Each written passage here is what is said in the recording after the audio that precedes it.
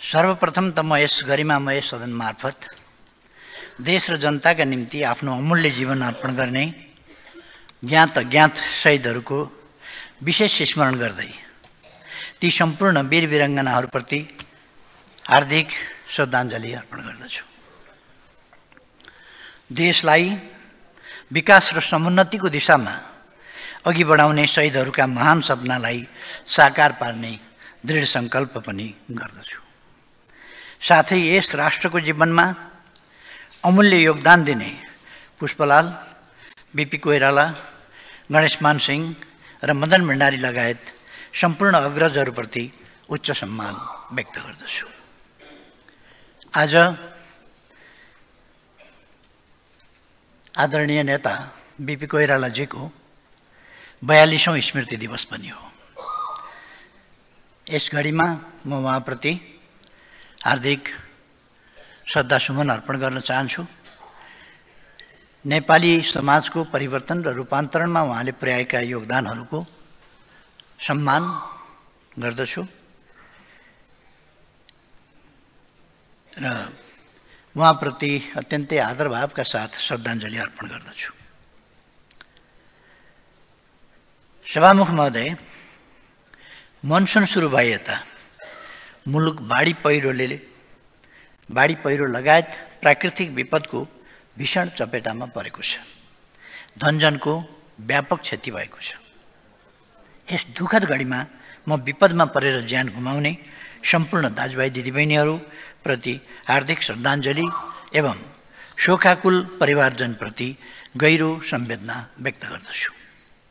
साथै सम्पूर्ण घाइतेहरूको शीघ्र स्वास्थ्य लाभको कामना गर्दछु। सरकारले उद्धार, उपचार तथा राहतमा विशेष ध्यान दिइरहेको छ। सरकारले उद्धार उपचार पहिलेदेखि भएका क्षतिका सम्बन्धमा पनि ध्यान दिएर काम सुरु गरेको छ। जस्तो जाजरकोट केन्द्र बनाएर गएको भूकम्पको सन्दर्भमा दोस्रो तेस्रो किस्ता दिन बाँकी रहेको त्यस सन्दर्भमा पनि अहिले सरकारले काम अगाडि बढाएको छ र आगामी दिनमा त्यस्ता दुर्घटना हुन नदिन र भइहाले तुरन्त उद्धार उपचार तथा राहतमा खटिन राज्यका निकायहरूलाई सतर्क र तयारी अवस्थामा राखेको पनि यस गरिमामय सदनलाई जानकारी गराउँदछु। सभामुख महोदय, आज परिस्थिति भिन्न भएको छ। पुरानो सरकारका ठाउँमा नयाँ सरकार बनेको छ।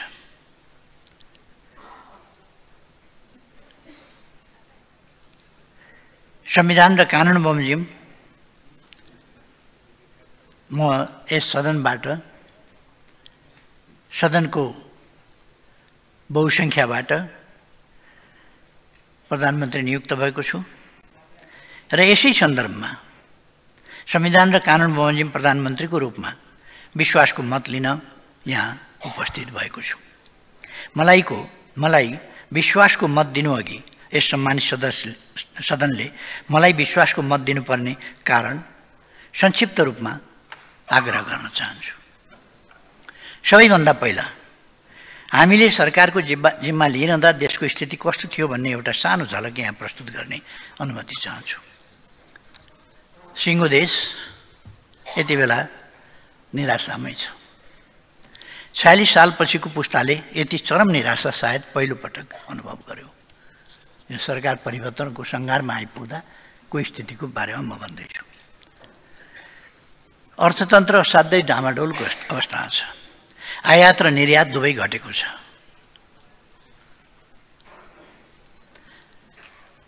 ₹1422 अर्ब रुपियाँ राजस्व उठाउने अथवा 14 खरब 22 अर्ब रुपियाँ राजस्व उठाउने लक्ष्य राखेकोमा त्यसको जम्मा बढीमा तानतुन गर्दा पनि 76% मात्र सङ्कलन हुन सक्यो। जबकि निकट विगतमा लक्ष्यभन्दा राजस्व जहिले बढी उठ्ने गरेको थियो। यस परिप्रेक्ष्यमा लक्ष्यभन्दा 24% कम राजस्व सङ्कलन हुनुले देशको अर्थतन्त्रमा कति ठुलो समस्या सिर्जना भएको छ भन्ने देखाउँछ। अहिले ब्याङ्कहरूमा पैसा थुप्रिएको छ। कहिले यसबीचमा यसअगाडि कहिले तरलताको चरम अभाव देखियो। यति बेला तरलता काफी छ। ब्याङ्कमा पैसा थुप्रिएको छ। ब्याज दर पनि न्यून छ। तर पनि लगानी गर्न तत्पर हुने व्यवसायी छैनन्। कर्जा विस्तार घटेको घटै छ, कोही कर्जा लिन तयार भइरहेका छैन। गएको वर्ष जम्मा 5% को हाराहारीमा मात्र कर्जा विस्तार भयो, जबकि नेपाल राष्ट्र ब्याङ्कले लिएको कर्जा विस्तारको लक्ष्य नै 11.5% थियो। यो अत्यन्त न्यून हो। त लक्ष्य 11.5% भएकोमा विस्तार चाहिँ 5% मात्रै भयो। ऋण लिएर तिर्न नसकेका कारण कालो सूचीमा पर्नेको सङ्ख्या बढ्दो छ। बजारमा माग घटेको छ। व्यवसायीहरूले सहयोग र प्रोत्साहन पाउनुको साटो सरकारी निकायबाटै अनावश्यक दुख पाएको गुनासो गरेको गरेछन्। सरकार स्टन्टबाज भयो, सरकारले थुन्ने अनि सुन्ने काम गर्यो भन्ने जस्ता गुनासा बोकेर सरकारी निकाय धाउँदा धाउँदै निजी क्षेत्रले आफ्नो व्यवसायमा काम गर्ने फुर्सद नै पाएन। यस्तो लाग्छ घटेको बजार माग र सरकारी तौर तरिकाका कारण उद्योगी व्यवसायीहरू मरिच झैँ चाउरिएका छन्। विकास निर्माणका काम लथालिङ्ग छन्। करिब 60 लाख भन्दा बढी जनता निरपेक्ष गरिबीको भुङ्ग्रोमा पिल्सिरहेका छन्। भ्रष्टाचारले सीमा नआएको छ। त्रिभुवन अन्तर्राष्ट्रिय विमानस्थलमा विदेश जान लामबद्ध युवा युवतीहरूको भिड देखिन्छ। युवा पुस्ता विदेशिदा उच्च शिक्षा अध्ययन गराउने शिक्षण संस्थाहरूले अभूतपूर्व सङ्कटको सामना गरिरहेका छन्। मलाई सबैभन्दा डर लागेको कुरा देशप्रति आम जनताको भरोसा टुटेको स्थिति, तिनको मनोबल नराम्ररी गिरेको अवस्था। देशमा व्याप्त यही गहिरो निराशा हटाउन, जनतामा आशा र उत्साहको सञ्चार गर्न अनि देशलाई तीव्र आर्थिक वृद्धिको दिशामा लैजान अहिलेको सरकार बनेको हो। यसमा सबै स्पष्ट हुनुभयो हुन्छ। जनतामा भरोसा जगाउने गरी काम गर्न हाम्रो सरकारका मुख्य 5 वटा प्राथमिकता रहेका छन्। पहिलो प्राथमिकता, थालेको काम सक्ने। एउटा चर्चित अङ्ग्रेजी भनाइ छ, WIP अर्थात् वर्क इन प्रोग्रेस। हाम्रो विकास निर्माणको काम पनि सधैँ यस्तै भइरहेको छ। जहिल्यै काम भइरहेको हुने तर कहिल्यै नसकिने। म एउटा उदाहरण पेश गर्छु। आर्थिक वर्ष 2065-66 मा कालीकोट जिल्लाको खुलालुदेखि हुम्ला जिल्लाको सलिलासम्म 123 किलोमिटर सडक कालोपत्रे स्तोन्नति गर्ने एउटा आयोजना सुरु भयो 65-66 मा। गएको केही दिन अघि म रिपोर्टहरू हेर्दै थिएँ। विगतका 16 वर्षमा यस आयोजनाको भौतिक प्रगति जम्मा 15% पुगेको रहेछ। अझ मलाई उदेक लागेको कुरा के भने, यो आयोजना सम्पन्न गर्नुपर्ने निकायले तयार पारेको रिपोर्टमा आयोजना सम्पन्न गर्नुपर्ने मिति यकिन भइ नसकेको भनेर लेखेको रहेछ। एकातिर राष्ट्रिय गौरवको आयोजना भन्ने, तर वर्षभरिमा 1% प्रगति पनि हासिल नगर्ने, कहिलेसम्म सक्छु भनेर टुङ्गो समेत लगाउन नसक्ने आयोजनालाई राष्ट्रिय गौरवको आयोजना चाहिँ भनिरहने। यस्तो विकासको मोडल बोकेर हामी समृद्धिको गफ गरिरहेका छौँ। म सिङ्गो देशलाई भन्न चाहन्छु, अब हामी विकासको मामिलामा देखिएको यस्तो अनुशासनहीनताको अन्त्य गर्दछौँ। सबै मन्त्रालय अन्तर्गत अहिलेसम्म सुरु भएका सबै परियोजनालाई समयमै सम्पन्न गर्नेमा हाम्रो सम्पूर्ण शक्ति केन्द्रित गर्छौँ। यो सरकार काम भइरहेको छ भन्न होइन, थालेको काम सकियो भनेर सुनाउन आतुर छ। यसका लागि हामी मुख्यतः 4 वटा काम गर्नेछौँ। पहिलो, क्षमता वृद्धि। नेतृत्वको हिसाबले मन्त्री परिषद र सम्पूर्ण मन्त्रालयको क्षमता वृद्धि गर्नु मेरो दायित्व हो। कहिलेकाहीँ मनसाय गलत नभए पनि काम गर्ने तौर तरिका नजानेर हामी परिणाम निकाल्न नसक्ने रहेछौँ। त्यसैले आफ्नो मन्त्रालयको कामलाई कसरी व्यवस्थित गर्ने, कामको प्रगति भयो या भएन त्यसको मूल्याङ्कन कसरी गर्ने, आफ्नो मन्त्रालयको मुख्य प्रगति सूचक की पर्फर्मेन्स इन्डिकेटर कसरी तय गर्ने, त्यसको रेकर्ड कसरी राख्ने, सरकारको भिजनसँग आफ्नो मन्त्रालयलाई कसरी सामञ्जस्य गर्ने, अलाइन कसरी गर्ने, बजेटको मोनिटरिङ कसरी गर्ने भन्ने कुरामा अध्यावधिक गराउन विशेष व्यवस्था गर्नेछु। दोस्रो, मूल्याङ्कन। हामी खर्च गर्ने क्षमता बढाउनेछौँ। एउटा समस्या के पनि भइरहेको छ भने बजेट छुट्याइन्छ, रकम छुट्याइन्छ, योजना राखिन्छ, तर खर्च हुँदैन र योजनाहरू अधुरा छुट्छन्। त्यसकारण हामी खर्च गर्ने क्षमता, पुँजीगत खर्च गर्ने क्षमता बढाउनेछौँ। काम गर्ने र काम नगर्नेका बीचको फरक छुट्याउन सुरु गर्नेछौँ। काम गर्नेहरूले मुद्दा खेप्नुपर्ने, तर काम नगर्नेहरू स्वच्छ छविको भएर रिटायर्ड हुने स्थितिको अन्त्य गर्नेछौँ। तोकिएको लागत, समय, परिणाम र गुणस्तरको काम सम्पन्न नगर्ने जुनसुकै पक्षलाई यसबाट हुने हानि नोक्सानीका लागि जिम्मेवार बनाई कानुनी कारबाही गर्नेछौँ।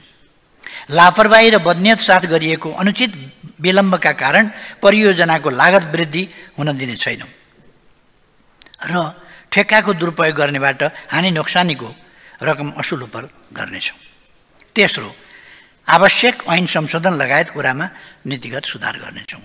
चौथो, निर्माण सम्पन्न गरेर पनि भुक्तानी पाउन नसकेका निर्माण व्यवसायीहरूको समस्या तत्काल समाधान गर्नेछौँ। सम्माननीय सभामुख महोदय, बिहान उठेदेखि राति नसुतेसम्म हामी आयातित सामग्री प्रयोग गरिरहेका हुन्छौँ। सामान्यतया सामान्य कुरामा पनि हामी आत्मनिर्भर छैनौँ। म सानो उदाहरण पेश गर्न चाहन्छु। म प्रधानमन्त्रीमा नियुक्त भएपछि विभिन्न क्षेत्रका धेरै व्यक्तिहरू शुभकामना एवं बधाई दिन आउनुभयो। आउँदा सबैसँग फुलमाला र खादा हुने नै भयो। यसो तथ्याङ्क हेर्छु, बितेका केही आर्थिक वर्षहरूमा मात्र हामीले करोडौँ रुपियाँको फुल आयात गरेका रहेछौँ। साधारणतया रोपेको 2 महिनादेखि फुल फुल्न थाल्छ। हाम्रो प्रकृति यस्तो छ, ठाउँ अनुसारको विभिन्न रङ, जात र प्रकारका फुल फुल्छन्। तैपनि हामी किन हाम्रै देशमा फुल फुलाउँदैनौँ? किन हामी टनका टन फुल आयात गरिरहेका छौँ? फुलको प्रसङ्ग त मैले एउटा साङ्केतिक रूपमा मात्रै यहाँ उठाएको हुँ। यस्ता अनेक चिजहरू। हामी व्यापार असन्तुलनको कुरा गर्छौँ। मलाई त हामी व्यापार नै गरिरहेका छैनौँ जस्तो लाग्छ। गएको आर्थिक वर्षको पहिलो 11 महिनामा 1454 अर्ब रुपियाँको आयात गर्दा हामीले करिब 140 अर्ब रुपियाँको निर्यात गरेछौँ। यो तथ्याङ्क पनि अलिक फरक ढङ्गले बुझ्नुपर्छ। यसमा अरूले बेची मात्र रहेका छन्, हामी चाहिँ किनी मात्र रहेका छौँ। बिक्री नगर्ने, खरिद मात्र गरिरहने पनि व्यापार हुन्छ र अब हामीले व्यापार गर्न सुरु गर्नुपर्छ। आयात प्रतिस्थापन गर्ने र स्वदेशी कच्चा पदार्थमा आधारित उपभोग्य वस्तु उत्पादन गर्ने उद्योगको प्रवर्धन गर्नु यस सरकारको दोस्रो प्राथमिकता हो। यसका लागि अर्थ लगायतका मन्त्रालयसँग समन्वय गरी उद्योग, वाणिज्य तथा आपूर्ति मन्त्रालयले 3 महिनाभित्र स्पष्ट मार्गचित्र तयार पार्नेछ। हामी व्यवसाय मैत्री वातावरण तयार पार्नेछौँ। उद्योग व्यवसाय दर्ताका लागि सुरुकै बिन्दुमा सबै प्रकारका स्वीकृतिहरू उपलब्ध हुने व्यवस्था हुनेछन्। निवेदन परेको 7 दिनभित्र स्वीकृति दिने, स्वीकृति दिन नसकिने भए कारण खोली स्वीकृति नहुने जानकारी दिने र समय लाग्ने भए के कारणले कति समय लाग्ने हो सो कुरा खुलाई जानकारी दिने व्यवस्था गर्नेछौँ। निर्धारित समयभित्र स्वीकृति नदिने कर्मचारीलाई सजाय गर्ने व्यवस्था सहितको कानुनी व्यवस्था गरिनेछ। स्टार्टअप, आइटी, हाई ग्रोथ इन्टरप्राइजेसलाई उत्प्रेरित गरी देशभित्र आर्थिक अवसर सिर्जना गर्न अर्थ मन्त्रालयले विद्यमान कानुनी र वित्तीय संरचनाहरूको अध्ययन गर्नेछ। स्टार्टअपहरूलाई प्रोत्साहन एवं सहजीकरणका लागि प्रधानमन्त्री तथा मन्त्रिपरिषदको कार्यालयले एकद्वार प्रणालीको एक विशेष संयन्त्र तयार पार्नेछ। निजी क्षेत्रलाई ग्रोथ इन्जिन बनाई उत्पादन, उद्योग र सेवा क्षेत्रमा व्यापक लगानी गराउने, उत्पादन बढाउने र रोजगारी सृजना गर्ने काममा केन्द्रित गराउनेछौँ। सहकारीहरूको नियमन गर्नेछौँ। बचत परिचालन गराउनेछौँ। प्राथमिकताका आधारमा राज्यको लगानी स्वास्थ्य, शिक्षा, सुरक्षा, सामाजिक संरक्षण र ठुला पूर्वाधार निर्माण गरी 5 ठाउँमा केन्द्रित गराउनेछौँ। लगानी जुटाउन सरकारले विकास निर्माणको फाइनान्सिङको मोडालिटी परिवर्तन गर्नेछ। सरकारले विकास ऋणपत्रहरू जारी गर्नेछ। सम्मिलित वित्त, सम्पत्ति मुद्रीकरण, ब्लेन्डेड फिनान्स, एसेट मोबिलाइजेसन जस्ता वैकल्पिक वित्तीय स्रोतको परिचालन गर्नेछ। यस सरकारले देशभित्र भएका सम्पूर्ण स्रोतहरूको कमान्ड गर्छ। देश बाहिरबाट प्राप्त गर्न सकिने स्रोत र साधनलाई आकर्षित गर्छ। हामीसँग स्रोत सीमित छ, तर विकासमा हामीले तीव्र फड्को क्वान्टम लिप मार्नु परेको छ। हाम्रो विकासको ढाँचा, गति र संस्कृति परिवर्तन नगरी भएकै छैन। आफूसँग भएको सीमित स्रोत कहाँ लगानी गर्ने र त्यसबाट कस्तो परिणाम हासिल गर्ने भन्ने कुरामा हामी स्पष्ट हुनुपर्ने बेला आएको छ। त्यसैले आज सरकारको प्राथमिकता यस सम्मानित सदन मार्फत सबैमा स्पष्ट पार्न चाहन्छु। यस सरकारले सूचना तथा प्रविधि, पर्यटन, ऊर्जा, कृषि तथा वन उद्योग र भौतिक पूर्वाधारलाई आर्थिक वृद्धिको प्रमुख संवाहकका रूपमा विकास गर्नेछ। म स्टार्टअप, उद्योगी व्यवसायी, बैंक तथा वित्तीय संस्थाहरूलाई आफ्नो सोच, नवीनता र लगानीलाई यी क्षेत्रमा केन्द्रित गर्न हार्दिक आह्वान गर्दछु। यी प्राथमिकताका 6वटा मन्त्रालय र यससँग सम्बन्धित सरकारी निकायले यी क्षेत्र मार्फत आर्थिक वृद्धि हुने गरी नीति नियम तर्जुमा गर्नेछन्। साथै अर्थ मन्त्रालय र राष्ट्र ब्याङ्क मार्फत आर्थिक तथा मौद्रिक नीतिलाई यसतर्फ परिचालित गराउनेछ। शिक्षा मन्त्रालयले यी क्षेत्रमा आवश्यक जनशक्तिको अभाव हुन नदिन विधागत तथा विषयगत माग र आपूर्तिको तुलनात्मक विश्लेषण गरी राष्ट्रिय जनशक्ति प्रोफाइल तयार गर्नेछ। विषयगत जनशक्ति आवश्यकता आकलनका आधारमा शैक्षिक कार्यक्रम सञ्चालन गर्न सम्बन्धित निकायलाई परिचालन गरिनेछ। कृषि क्षेत्र हाम्रो अर्थतन्त्रको मुख्य अङ्ग हुन सक्छ, तर ठूलो जनसङ्ख्या कृषिमा संलग्न हुने, गरिबी र भोकमरीबाट त्यही कृषिमा संलग्न नागरिक नै पीडित हुने दुःखद अवस्था छ। यस्ता विरोधाभास हटाउनु जरुरी छ। हामी यसको दीर्घकालीन अन्त्य गर्न चाहन्छौँ। प्रविधि र उद्यमशीलताको विकास गरी कृषिमा अल्झिएको जनसङ्ख्यालाई अन्य क्षेत्रमा जान प्रेरित गर्ने र त्यसका लागि अनुकूल वातावरण सिर्जना गर्नेछौँ। उत्पादन र उत्पादकत्व वृद्धि गरी कृषि उपजमा देशलाई आत्मनिर्भर बनाउनेछौँ। कृषिको आधुनिकीकरण र व्यावसायिकीकरण मार्फत उत्पादन बढाई कृषि उपजको निर्यात गर्नेछौँ। अर्थ मन्त्रालय, उद्योग वाणिज्य तथा आपूर्ति मन्त्रालयसँग समन्वय गरी कृषि तथा पशुपन्छी विकास मन्त्रालयले यसमा ठोस कार्यक्रम अघि बढाउनेछ। हाम्रो सरकारले स्थिरता, विकास र सुशासनको भरपर्दो इकोसिस्टम तयार पार्नेछ। हामी डिजिटल नेपाल फ्रेमवर्कलाई समयानुकूल परिमार्जनसहित प्रभावकारी ढङ्गले कार्यान्वयन गर्नेछौँ। नेपालको स्वामित्वमा रहेको अर्बिटल स्लट उपयोग गरी अन्तरिक्षमा आफ्नै सेटेलाइट स्थापना गर्नेछौँ। ब्रान्डविथको भुक्तानीका लागि विदेशी नै गरेको ठूलो रकम रोकिने गरी सञ्चार तथा सूचना प्रविधि मन्त्रालयले तत्काल काम थाल्नेछ। सभामुख महोदय, युवा पुस्ता विदेशिँदा त्यसले पारेको आर्थिक र सामाजिक असर त छँदैछ। मलाई हिजो आज महसुस हुन्छ वैदेशिक रोजगारीले अर्थतन्त्रको संरचनामा पनि व्यापक परिवर्तन ल्याएको छ। केही वर्ष अघिसम्म नेपालमा मोटरसाइकल निकै बिक्री हुन्थ्यो, तर अहिले मोटरसाइकलको सट्टा स्कुटरको बिक्री बढेको छ भन्ने समाचारहरू आएका छन्। यसै गरी कुखुराको मासुको खपतमा कमी आएको समाचार केही अघि पढेको थिएँ। ट्रेन्डहरूमा केही परिवर्तनहरू भएका छन्।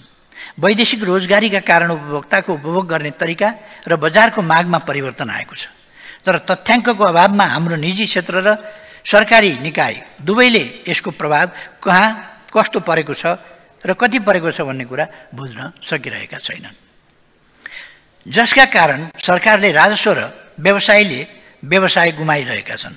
वैदेशिक रोजगारीले अर्थतन्त्रको कुन अवयवमा के कस्तो परिवर्तन ल्याएको छ, माग र आपूर्ति कहाँ बढेको छ, कहाँ घटेको छ भन्ने बारेमा राष्ट्र ब्याङ्कले विस्तृत अध्ययन गर्नेछ। सभामुख महोदय, अझै हाम्रा दिदीबहिनी दाजुभाइहरू गरिबी, अभाव र भोकमरीको जिन्दगी बाँचिरहेका छन्। जहिल्यै मेरो मनमा प्रश्न आउँछ, यति उर्वर धरतीमा यस्ता मेहनती जनता यस्तो हालतमा हुनु जति दुःखदायी अरू के हुन सक्छ। वर्तमान सरकारले यस अवस्थाको अन्त्य गर्नेछ। सरकारको यो तेस्रो प्राथमिकता हो। यसका लागि खानपिनका बानीमा परिवर्तन गरी स्वस्थ र सन्तुलित पोषणयुक्त खानाको अवधारणा व्यापक गराउनेछौँ। यस कामका लागि कृषि तथा पशुपन्छी विकास मन्त्रालय, सञ्चार तथा सूचना प्रविधि मन्त्रालय परिचालित हुनेछन्। सबै पालिकामा खाद्य भण्डारणको स्थापना गर्न स्थानीय तहसँग समन्वय र सहकार्य गर्नेछौँ। यसबाहेक निरपेक्ष गरिबी चाँडोभन्दा चाँडो कसरी हटाउने भन्ने सम्बन्धमा योजना आयोगको नेतृत्वमा सम्बन्धित मन्त्रालयको एक संयन्त्र तयार पार्नेछौँ र त्यसको सुझावका आधारमा कार्यक्रम तर्जुमा गर्नेछौँ। सडकमा बालबालिकाको बेहाल हुन नदिन हामीले मन्त्री परिषदबाट निर्णय गरिसकेका छौँ। जुनसुकै भूगोलमा जन्मिएको भए पनि बालबालिकालाई भोकै मर्न दिइन्न, कुपोषणको शिकार हुन दिइन्न, स्कुल जान नपाएका, पढ्न नपाएका, जाडोमा न्यानो लुगा लगाउन नपाएका, वर्षमा ओत लाग्ने छानो नभएका अनि भोक लागेका बेला खान नपाएका बालबालिका र जनता नै यस सरकारको सबभन्दा प्रमुख चासो, चिन्ता र सरोकारका विषय हुन्। तराई मधेसमा आर्थिक रूपमा विभिन्न मधेसी दलित, सामाजिक रूपमा विभेद र भेदभावमा परेका व्यक्ति, अपाङ्गता भएका, अशक्त, बेसहारा, सङ्क्रमित, आश्रयविहीन, अल्पत्र र मनोरोगीहरूलाई मनमा राखेर सरकारले आफ्नो प्राथमिकता तय गर्नेछ। सभामुख महोदय, संसदको चालु अधिवेशनले यस आर्थिक वर्षको लागि सरकारको नीति कार्यक्रम तथा बजेट पास गरिसकेको छ। नीति कार्यक्रम र बजेट पास गर्दा होस् या सरकार परिवर्तन हुँदा होस्, माननीय सदस्यज्यूहरूले उठाउनुभएका कुरा मैले स्मरणमा राखेको छु। सरकार भनेको अविच्छिन्न उत्तराधिकारी संस्था हो, तसर्थ हाम्रा नीति तथा कार्यक्रमलाई अघि बढाउनेछौँ। परिवर्तन महसुस भएको ठाउँमा परिवर्तन आवश्यक छ भन्ने महसुस भएको ठाउँमा विधि र पद्धतिभित्र रही नीति कार्यक्रम र बजेटलाई परिमार्जित गर्दै परिणाम निकाल्ने गरी सम्पूर्ण संयन्त्र परिचालित गर्नेछौँ। यो नै वर्तमान सरकारको चौथो प्राथमिकता हो। कुरा अलिक अघि पनि उठ्या थिए, चर्कै ढङ्गले पनि उठ्या थिए। म त्यतापट्टि जान चाहन्न, तर एउटा कुरा खुलस्त भन्न चाहन्छु, दुनियाँका अगाडि दुनियाँले सुन्ने गरी भन्न चाहन्छु। भ्रष्टाचार गर्दैनौँ, भ्रष्टाचार सहन्नौँ, कसैलाई भ्रष्टाचार गर्न दिन्नौँ। भ्रष्टाचार र अख्तियारको दुरुपयोगसँग जोडिएका विषयको छानबिन तथा अनुसन्धान गर्छौँ। यसमा ढुक्क भए हुन्छ। कुनै कालखण्डमा भएका भ्रष्टाचार र जो कोही भ्रष्टाचारी उप कानुनी कारबाही अघि बढाउँछौँ। भ्रष्टाचारी एक दिन कानुनको कठघरामा पुग्नेछ भन्ने विश्वास समाजमा स्थापित गराउँछौँ। सहकारी पीडितका सम्बन्धमा उचित निर्णय लिनेछौँ र जोसुकै भए पनि सहकारी ठगलाई कानुनी कारबाही गर्नेछौँ। सुशासनका लागि स्टन्ट होइन, सही इन्टेन्सन चाहिन्छ।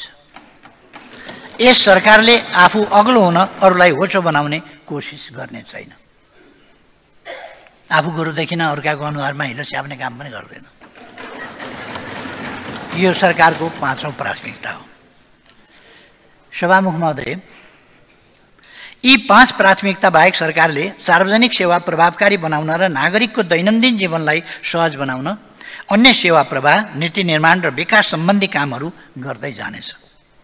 त्यसमध्ये केही कामहरूलाई म यहाँ छोटकरीमा राख्न चाहन्छु। नेपालभित्र जुनसुकै भौगोलिक क्षेत्रमा बसोबास गर्ने नेपालीलाई राज्यले उपलब्ध गराउने नागरिकता, राष्ट्रिय परिचय पत्र र सवारी चालक अनुमति पत्र अनलाइन प्रणालीबाट उपलब्ध गराउने व्यवस्था गर्नेछौँ। अघि भर्खरै पनि सदनमा उठेको छ कि 90, 95, 98, 99, 100 वर्षका बुढाबुढीलाई घन्टौँसम्म लाइन लगाउने यस खालको परिपाटी हुनु हुँदैन। जनता मालिक हुन्, जनता सार्वभौम छन् र हामीले जनताको सेवा गर्नुपर्छ भन्ने कुरा बुझ्नुपर्छ। हामी जनताका मालिक होइनौँ, जनतालाई थर्काउने तर्साउने होइन, जनतालाई दुःख दिने होइन भन्ने कुरा बुझ्नुपर्छ। हाम्रो काम सेवा गर्ने हो र सुविधा उपलब्ध गराउने हो।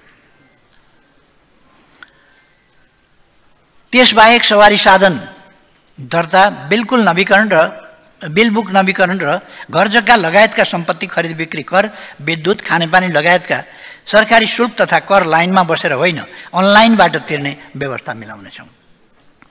स्वास्थ्य तथा कृषि प्राविधिक लगायतका सेवाहरू पनि अनलाइन प्रणालीबाटै उपलब्ध हुनेछन्। नागरिक प्रशासन र सुरक्षा निकायलाई सक्षम, व्यावसायिक र जनताप्रति उत्तरदायी बनाउनेछौँ। सार्वजनिक सेवा प्रवाहको गुणस्तर र प्रभावकारिता बढाउनेछौँ। विद्यालय शिक्षा विधेयक, निजामती विधेयक लगायत सदनमा विचाराधीन एवं निर्माण गर्नै पर्ने करिब 2 दर्जन नयाँ ऐन तर्जुमा गर्नेछौँ। नेपाललाई आकर्षक अन्तर्राष्ट्रिय पर्यटकीय गन्तव्यको रूपमा विकास गर्नेछौँ। जैविक विविधता तथा पर्यावरण प्रणालीको दिगो संरक्षण गर्ने र जलवायु परिवर्तनका असर कम गर्ने गरी रणनीति तर्जुमा गरी कार्यान्वयन गर्नेछौँ। जलवायु परिवर्तन तथा माउन्टेन इकोनोमी प्रति विश्वको ध्यानाकर्षण गर्ने समेतको उद्देश्यले प्रस्तावित सगरमाथा संवादको परराष्ट्र मन्त्रालयले तयारी गर्नेछ। निरोगी नेपालको सरकारको मुख्य स्वास्थ्य नीति हुनेछ। यसका लागि निरोधात्मक र प्रतिरोधात्मक दुवै पद्धति अवलम्बन गरिनेछ। गर्भवती महिला, ज्येष्ठ नागरिक, फरक क्षमता भएका नागरिक र बेसारा नागरिकहरूको स्वास्थ्योपचार तथा पोषणको जिम्मा सरकारले लिनेछ। सुकुम्बासी मुक्त अलिया, मुक्त कमैया र अव्यवस्थित बसोबासीका समस्या समाधान गरिनेछ। हरेक कामलाई मर्यादित बनाइनेछ। श्रमिकको हक, हित र कल्याण सरकारको प्राथमिकता हुनेछ। कर्मथलोमा हुने सबै प्रकारका विभेदको अन्त्य गरिनेछ। श्रमिक तथा कर्मचारीलाई सामाजिक सुरक्षा प्रणालीमा आबद्ध गरिनेछ। वैदेशिक रोजगारीलाई सुरक्षित, मर्यादित र व्यवस्थित गरिनेछ। विदेशबाट फर्केका व्यक्तिहरूको ज्ञान, सिप र पुँजीको सदुपयोग गर्न श्रम, रोजगार तथा सामाजिक सुरक्षा मन्त्रालयले अभियान नै सुरु गर्नेछ। खेललाई राष्ट्रिय एकता, अन्तर्राष्ट्रिय प्रतिष्ठा र मित्रता अभिवृद्धि गर्ने माध्यमका रूपमा विकास गरिनेछ। सामाजिक सद्भाव, राष्ट्रिय एकता, सांस्कृतिक र धार्मिक सहिष्णुता एवं उदार मूल्यहरूको अभिवृद्धि गरिनेछ। कानुनको शासन, स्वतन्त्र न्यायालय, शक्ति पृथकीकरण, नियन्त्रण र सन्तुलन तथा जनताका हक र अधिकारको प्रत्याभूति गरिनेछ। न्यायालयप्रति जनताको विश्वास र भरोसा अभिवृद्धि गर्न आवश्यक सुधारका प्रक्रिया अघि बढाइनेछ। सभामुख महोदय, हाम्रो विदेश नीति स्वाधीनता, स्वाभिमान र विकासबाट निर्देशन हुन्छ। हामी असल छिमेकीपनमा विश्वास गर्छौँ, त्यस अनुसारको व्यवहार गर्छौँ। हामी छिमेकीका जायज चासो सम्बोधन गर्छौँ, साथै हाम्रा जायज चासो सम्बोधन होस् भन्ने पनि अपेक्षा गर्छौँ। हामी पारस्परिक लाभ, पारस्परिक सम्मानमा विश्वास गर्छौँ। सभामुख महोदय, देशमा जुन किसिमको निराशा छाएको छ त्यसलाई चिर्नका निम्ति राजनीति विकास र समृद्धिको बहसतर्फ मोडिनै पर्छ। देशलाई विकास र समृद्धितर्फ हिँडाउन बलियो प्रणाली नभइकन हुँदैन, नबनाइकन हुँदैन। बिना स्थायित्व बलियो प्रणाली नबन्ने रहेछ भन्ने कुराको हामी आफै साक्षी छौँ। म आज प्रतिपक्ष लक्षित कुनै टिप्पणी गर्न चाहन्न, तर यति चाहिँ भन्छु, नेपाली कांग्रेस र नेकपा एमाले जस्ता बलिया पार्टीले पटक पटक काँध थाप्दा पनि अघिल्लो सरकारले लय समातेन। सरकारले थिति बसाल्न सकेन, थिति बसाल्ने रुचि पनि राखेन, जसको कारण समाजमा अनेकन दूषित परिणाम निस्कने खतरा बढ्यो। त्यसलाई हामीले टुलटुल हेरेर बस्न सकेनौँ। यही कुरालाई आत्मसात गरी पुरानो सरकारको ठाउँमा यो नयाँ सरकार बनाएका हौँ। हामी सबैलाई थाहा छ, नेकपा एमाले र नेपाली कांग्रेस प्रतिस्पर्धी पार्टी हुन्। हामी विचारमा प्रतिस्पर्धा गर्छौँ, तर खास समयमा यी दुई पार्टीले सहकार्य गरेका छन् र देशलाई परिणाम पनि दिएका छन्। 7 सालमा राणा शासनको अन्त्यका लागि एक भएका थिए। 46 सालमा निरङ्कुश राजतन्त्र र पञ्चायत फाल्नका लागि एक भएका थिए। 62-63 देशमा फैलिएको शस्त्र हिंसाको आगो निभाउन र राजतन्त्र फाल्न एकमत भएका थिए। त्यसैको जगमा अरू शक्तिलाई साथमा लिँदै यी दुई पार्टीले संविधान निर्माणको नेतृत्व गरे। यसपटक फेरि हामीले 7 बुँदे सहमति गरी सहकार्यको थालनी गरेका छौँ। नेकपा एमाले र नेपाली कांग्रेस बीच भएको त्यो 7 बुँदे सहमति जस्ताको तस्तै यस सम्मानित सदनलाई जानकारी गराउने अनुमति चाहन्छु। 7 बुँदे सहमति यस प्रकार छ। 1. आम जनताको चाहना बमोजिम राष्ट्रिय हितको रक्षा गर्न, भ्रष्टाचार नियन्त्रण गरी मुलुकमा सुशासन कायम गर्न, राष्ट्रको विकास निर्माण अभियानलाई तीव्रता दिन, राजनीतिक स्थिरताका लागि अन्य राजनीतिक दललाई समेत सहभागी गराई संविधानको धारा 76(2) अन्तर्गत राष्ट्रिय सहमतिको सरकार निर्माण गर्ने। 2.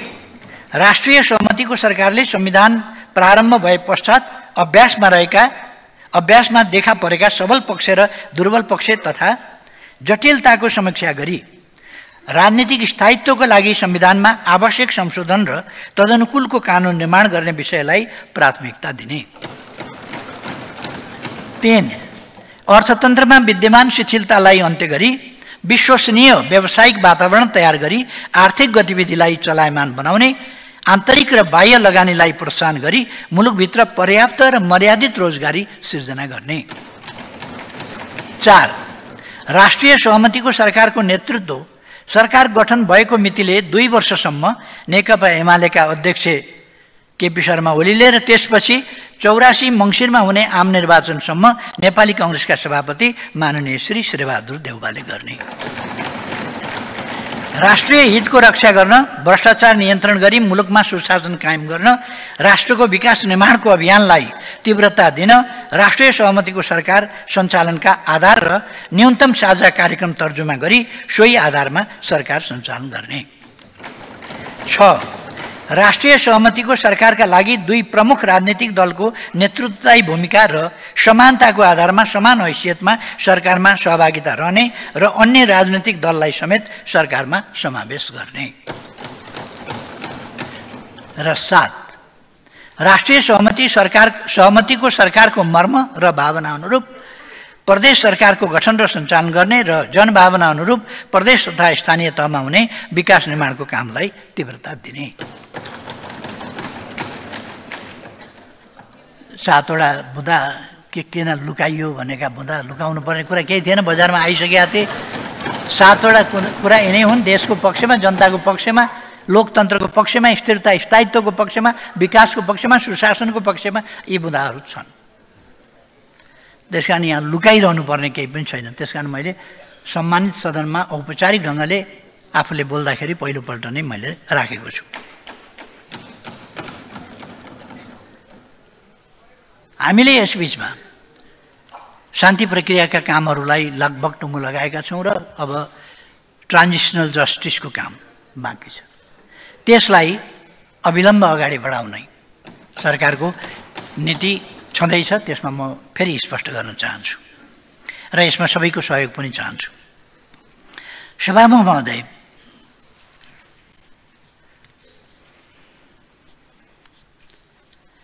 अघिल्लो युगले गरेको अकल्पनीय त्याग र बलिदानबाट प्राप्त भएका मानव सभ्यताका आधारभूत उपलब्धिहरूलाई पछिल्लो युगले गर्वका साथ जीवन्त र अविच्छिन्न राख्नुपर्दछ।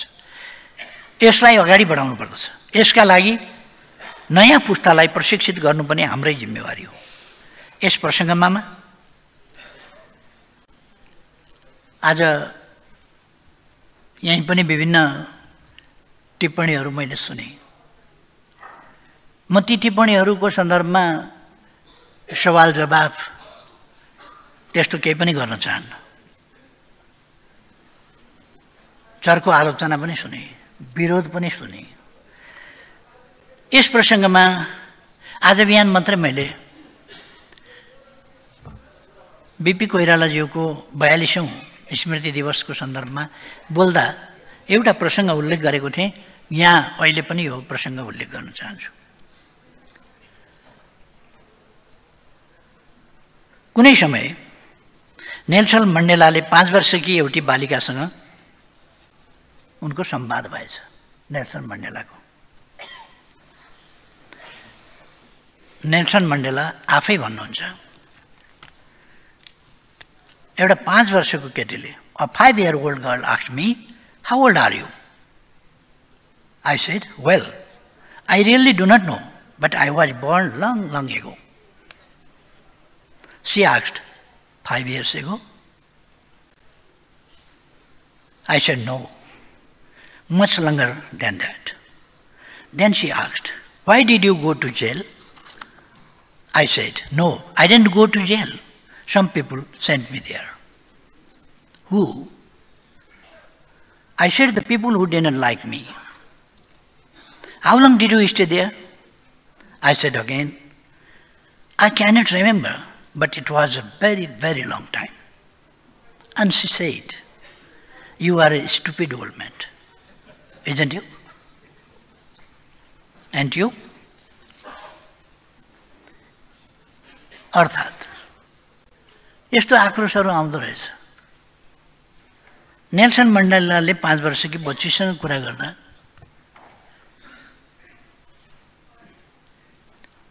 कति वर्षको हुनुभयो तपाईँ भनेर सोधिन्। ठ्याक्कै त थाहा छैन, तर उहिल्यै जन्मिएको म धेरै वर्ष अगाडि भने उनले। उनी 5 वर्षकी थिइन् अनि उनले सोधिन् 5 वर्ष पहिले भनेर। किन उनलाई समय भनेकै 5 वर्षको मात्रै थाहा छ। 5 years। कतिलाई समय भनेकै 3.5 वर्ष थाहा छ, कतिलाई समय भनेकै 2 वर्ष थाहा छ, कसैलाई समय भनेकै 3 वर्ष थाहा छ। Then what can I do?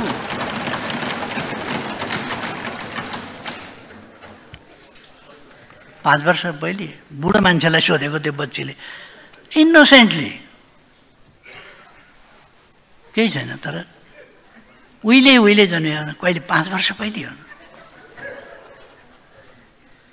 अनि त्योभन्दा धेरै धेरै अगाडि। फेरि उनले सोधिन् तपाईँ जेल किन जानु हो त? नेल्सन मण्डेलाको जवाब छ म गएको होइन, केही मान्छेहरूले मलाई त्यहाँ पठाए, जेलमा मलाई हाले। कसले?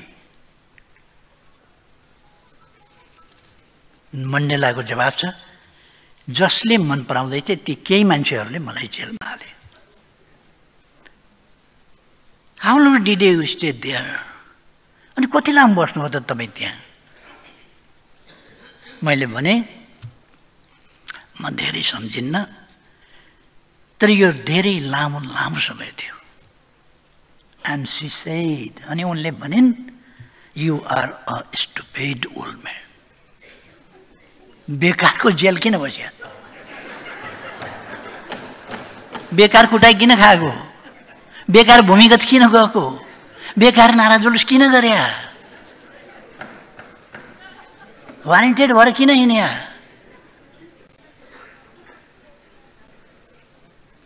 उनी छक्क परिन्।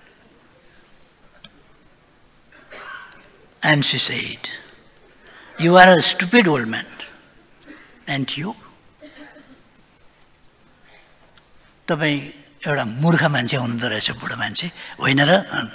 किन बस्या जेल?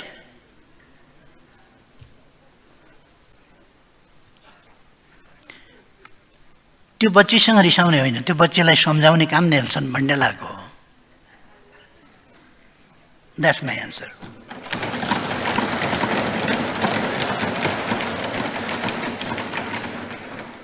युग बदल्नका लागि, समाज, राष्ट्र र समग्र जगतको निरन्तर विकासका लागि निर्मम निरङ्कुशताका विरुद्धको बलिदानपूर्ण सङ्घर्षको यथार्थ इतिहासको सही जानकारी नयाँ पुस्तालाई गराउन कति जरुरी छ भन्ने कुरा यस रोमाञ्चक संवाद मार्फत बुझ्न सकिन्छ। नेल्सन मण्डेलाले त्यो म्यासेज त्यसका लागि दिनुभएको। हामी हाम्रो समाजलाई विगत, वर्तमान र भविष्यप्रति न्याय गर्ने र ज्ञान हस्तान्तरण गर्ने संरचना सहितको सभ्य समाजको रूपमा विकास गर्न चाहन्छौँ। हामी स्टुपिड होइन, ग्लोरियस हिस्ट्री निर्माण गर्ने मार्गमा छौँ। अब नबुझेकाले त त्यो बच्चीले कति सजिलो भन्ने, तिमी त स्टुपिड रहेछ बुढा मान्छे भन्नु। जेल किन बस्या बेकार? अहिले मान्छेले भन्न सक्छन् जेल किन बस्या, गोलघर किन बस्या? ती बिपी कोइरालाहरू, ती मान्छेहरू किन शहीद भएका? ती बिपी कोइरालाहरू किन भागिकन कहिले भारत कहिले कहाँ किन हिँडेका? किन जेल बस्नु पर्यो?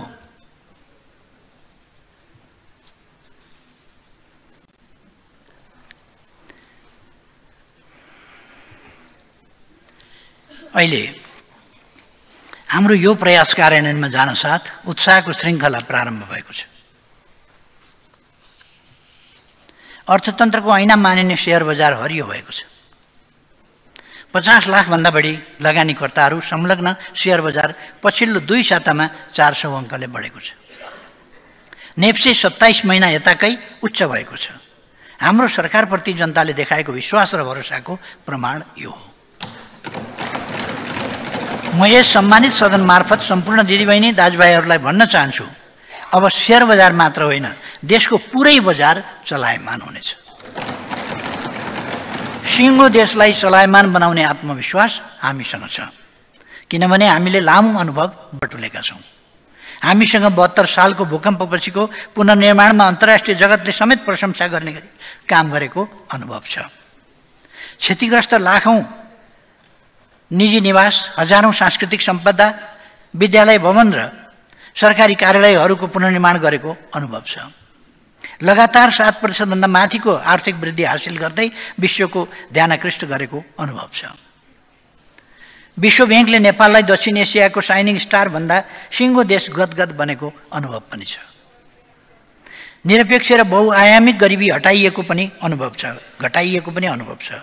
सबैसँग मित्रता, छैन कसैसँग शत्रुता भन्ने मान्यताबाट निर्देशित हुँदै बाह्य सम्बन्ध विस्तार र सुदृढीकरणमा काम गरेको अनुभव पनि छ। हामीसँग अभूतपूर्व राष्ट्रिय सहमतिका साथ संविधान संशोधन गराएको अनुभव पनि छ। सभामुख महोदय, संविधान भनेको असंशोधनीय विषय होइन। संविधान देश र जनताको हितका लागि साधन हो, साध्य होइन। आवश्यकताले संविधान ऐन कानुनमा संशोधन र परिमार्जन हुन्छ। तर संविधान संशोधन गर्नु पश्चगमन हो भन्ने कतिपयको भनाइ पनि सुनेको छु।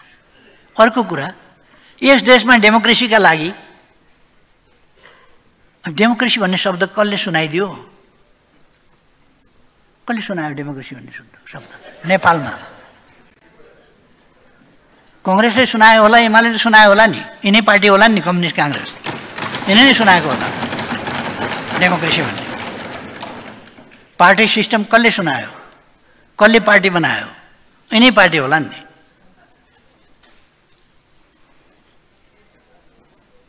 यिनै पार्टीहरूमाथि संविधान पश्चगमन, संविधान खाने भए।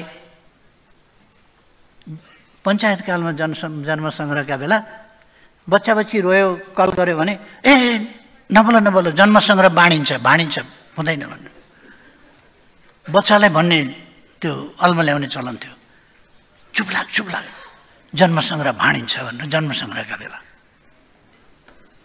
यो जन्म सङ्ग्रह भाँडिन्छ जस्तो कुरा नगरे पनि हुन्छ।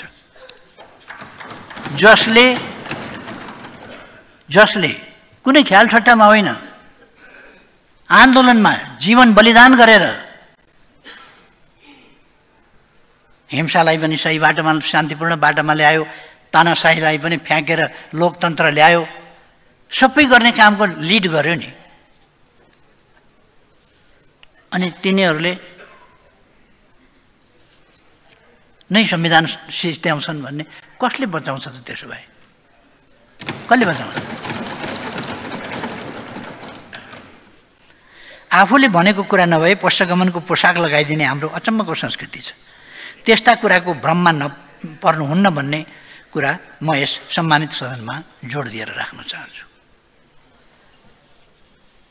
अहिलेको सरकार यो लोकतान्त्रिक आन्दोलनबाट आएका देशका सबभन्दा ठुला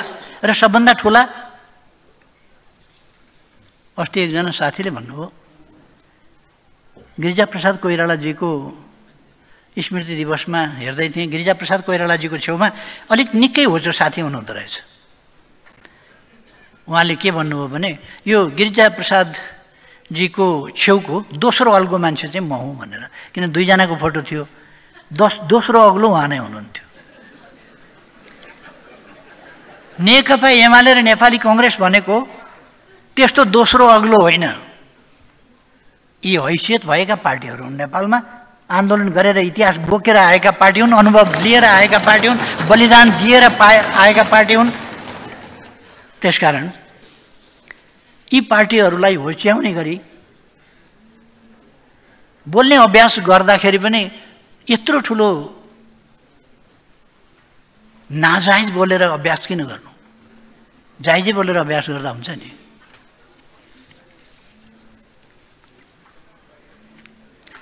म सधैँ अघि बढ्ने मानिस हुँ। मैले आफ्नो यात्रामा ब्याक गियर लगाउन र पछि सर्न जानेको छैन। हामी सबैले महसुस गरेको कुरा अहिले विकासको मुख्य तगारो अस्थिरता हो। अस्थिरता हटाउन संविधानमा संशोधन चाहिन्छ भने हामीले गर्नुपर्छ। हामीले बुझ्नुपर्ने कुरा के छ भने संविधान विकासको भाग हुनुपर्छ, बाधक होइन। विकासको लागि संविधान जहाँनेर बाधक बनेको छ त्यहाँ संशोधन हुन्छ। म यसो गर्न चाहन्छु, संविधान संशोधन हामीसँग 2/3 पुग्छ भने पनि हामी 2/3ले नै गर्ने त्यस मोडमा होइन। हामी सबैले मिलेर संविधान बनाएका हौँ, सबैले मिलेर संशोधन गरेका छौँ। अहिलेसम्म 2टा संशोधन भइसके, अर्को संशोधन पनि देशको हितको पक्षमा हामी गर्नेछौँ, जनताको हितको पक्षमा गर्नेछौँ, विकासको निम्ति गर्नेछौँ, सुशासनका निम्ति गर्नेछौँ, जनतालाई सेवा सुविधा उपलब्ध गराउनका निम्ति गर्नेछौँ। गलत बाटोतर्फ देशलाई धकाल्नका लागि संविधान संशोधन गरिने छैन।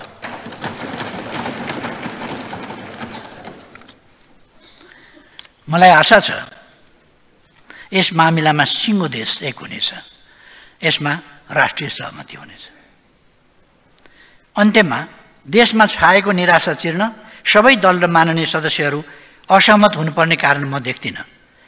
देशमा देखा परेको यो आर्थिक सङ्कटको घडीमा मलाई विश्वासको मत दिएर सिङ्गो सदन एक भएको सन्देश दिई आम जनतालाई उत्साहित र उत्प्रेरित गर्न म यस सम्मानित सदनलाई हार्दिक अनुरोध गर्न चाहन्छु।